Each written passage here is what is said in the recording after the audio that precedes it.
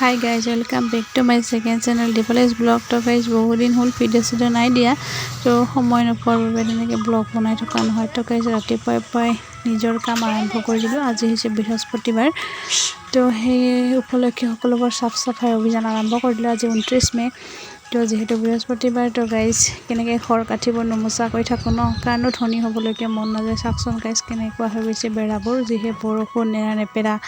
সেই গতিকে ধুনীয়াকৈ মুচি কাচি থলোঁ আৰু ফাইনেলি গা পা ধুই অকণমান আজৰি হৈ ল'লোঁ। আৰু এইফালে চাওকচোন আমাৰ বাৰান্দাখন যে ইমান দীঘল গাইজ, বহুত মুচিব লাগে, ভাগৰ লাগি যায়। তো এইফালে অকণমান পকী কৰা আছে আৰু এইফালে বাকী চব কেঁচা কেঁচা।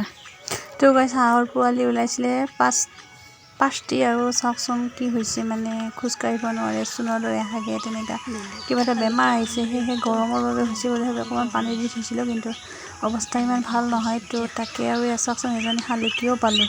তো শালিকীজনীক মানে শালিকে কাজিয়া লাগি মানে তেনেকৈ কি কৰিছে, মূৰটো একেবাৰে টপলিয়াই দিছে। বেয়া লাগে ন গাইজ, বহুত দুখ লাগিলে। তেনেকৈ আনি সিহঁতৰ লগত থৈ দিলোঁ, হাঁহৰ পোৱালিকেইটাৰ লগত।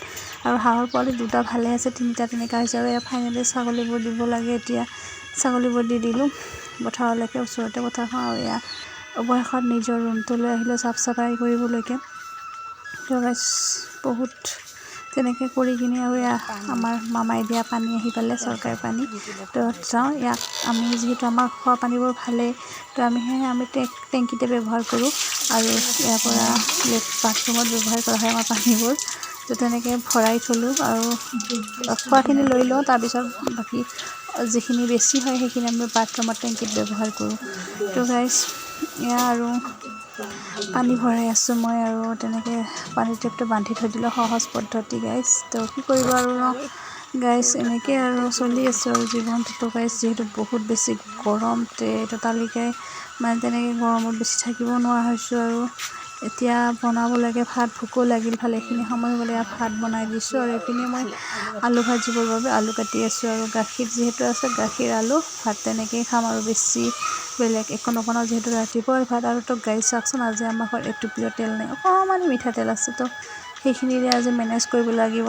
তো তেনেকৈ মই বটলৰ পাতো ফুটা কৰি লৈছোঁ, আৰু তেনেকৈ ঘূৰাই দি দিছোঁ আৰু মিঠাতেলখিনি। তেনেকৈ বনাম আৰু আজি গাইজ, যিহেতু নাই আৰু দোকান ওচৰতো পাবলৈকে নাই, গাঁও বহুত অঞ্চলত দিয়া হৈছোঁ মই।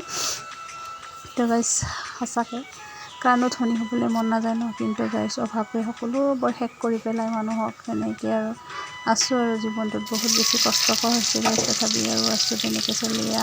অকণমানি মই তাত জিৰা পেলাই দিছোঁ, আৰু পিঁয়াজখিনি অকণমান ভাজি লওঁ, আৰু তাৰপিছত আলুখিনি ঢালি দিম। আৰু তাৰপিছত তেনেকৈ খাম, আৰু আমি তিনিজনী খোৱা মানুহ ভাত। আৰু বনাই দিছোঁ আৰু তেনেকৈ। আৰু মই দৰৱ আনিবলৈ যাব ওলাইছোঁ হাঁহৰ পোৱালিকেইটাৰ, বজাৰলৈ, টাউনলৈ। তো গাইজ যাওঁ তেতিয়াহ'লে, সিহঁতক বচাব লাগিব ন। বাই বাই গাইজ, আৰু ব্লগ কৰি থকা সময় নাই আৰু মই।